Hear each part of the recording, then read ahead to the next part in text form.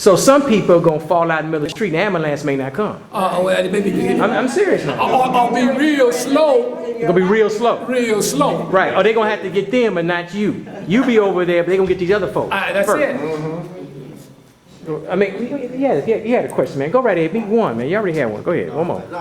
Go ahead, man. I ask you a quick question. I wanted to say, like, since you can tell, like, a lot of us been brainwashed by the system to do certain things, like you say, to get loans, to go to school, to follow a certain pattern. Like, what would you know, like, wouldn't this be a good time for people to try to, like, do things on their own and like try to, provide their own businesses and services instead of trying to look for somebody to take care of or something? For instance, give you a good occupation, cremation.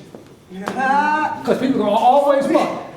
Die. There's always gonna be a job here for somebody. Got to bury some of these folks, and the folks don't get crazy. You got cremation, funeral home. That's a whole bunch of stuff that if you just set and answer, you can see what you need to kind of move in.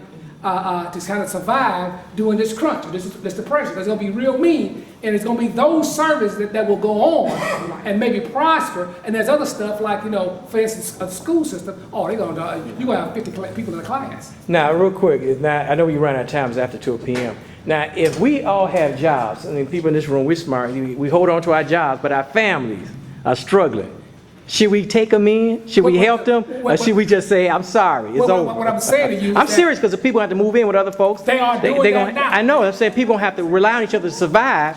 Well, but some of us going to say, no, y'all just too raggedy to live in my house. Well, what I'm saying is this. Just too ghetto for my taste. There are certain people, listen, on a certain thing, as this thing crunches, people who live together. But the problem is that you're going to have certain people that you can't live with. That's right. That's what I'm saying. It's going to get ugly. What I mean by that, I got a druggy sister. You got to go. Stuff come up missing in the house. Right. You know what I'm saying? So you can't deal with that issue. What I'm saying is that in this recession, we've got to learn to be nice to each other. To those that are like-minded. Right. We got to be nice. The key is like-minded. Yeah, like-minded. I mean, you can't take a drug in and think you're going to have everything in your house. I don't care how much you may love the person, but they got a habit that they don't control no more. It controls what? It controls them. But there's a lot of middle class people getting hurt because they thought they were living high, they did everything right, and they done lost their house, they done lost their job, they have lost their mind. And a lot of folks have killed themselves, and the media is not reporting this. Listen, the media is here to try to maintain the status quo. They don't want to put these people in sheer what?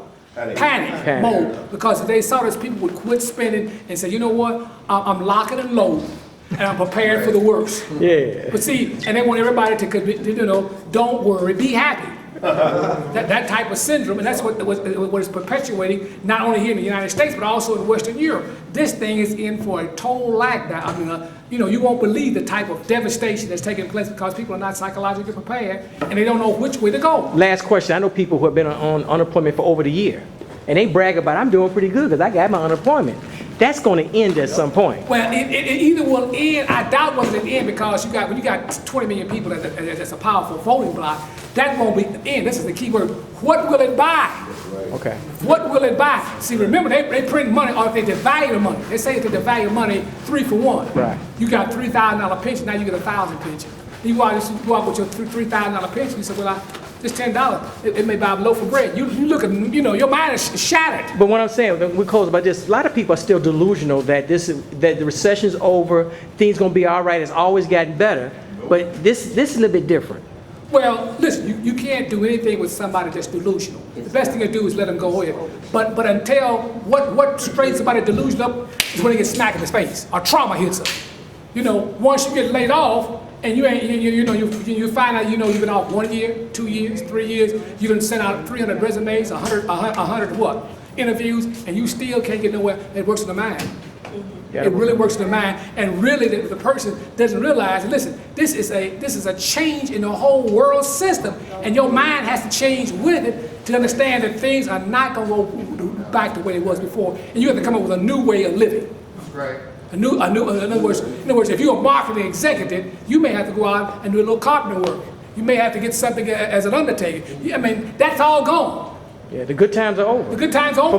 For most Americans, not all, but most Americans. Well, most people. Let me say this: 70% of the people, 70-80% of Americans will be affected by this thing. Either they will be laid off, take a pay cut, All they will be working part-time. The standard of living that we once knew is gone. It's gone. They It's ain't gone. coming back. Can I come back next month? And any way you want to just drop in and give us a call.